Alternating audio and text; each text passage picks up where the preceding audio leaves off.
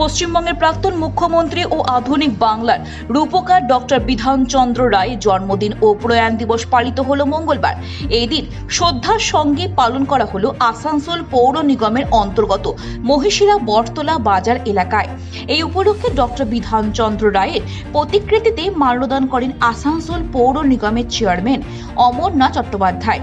এছাড়াও এই দিন উপস্থিত ছিলেন MMIC তথা কাউন্সিলর মানস দাস সহ অন্যান্য বিশিষ্টজনেরা। অনুষ্ঠানে তারা ডক্টর বিধানচন্দ্র রায় আদর্শ ও সামাজিক অবদানের কথা স্মরণ করেন। ছোট সাংস্কৃতিক অনুষ্ঠানের আয়োজন করা হয়। যুক্ত থাকার পরে বর্তমানে আমাদের তৃণমূল কংগ্রেসের খুব গুরুত্বপূর্ণ দায়িত্বে পালন করছেন। উপস্থিত রয়েছেন মাস্টারমশাই, ব্লক মাস্টারমশাই রয়েছেন, শ্রীকান্ত রয়েছে, পল্লব আছে আমাদের কর্পোরেশনের, দুবাই কুলরা রয়েছেন আমাদের সেনেটিক বিভাগে, জ্যোতি মাস্টার আমাদের কাউন্সিলর রয়েছেন, আমাদের রয়েছেন। আসানসোল থেকে রাহুল পাশনের রিপোর্ট, খবর বাংলা।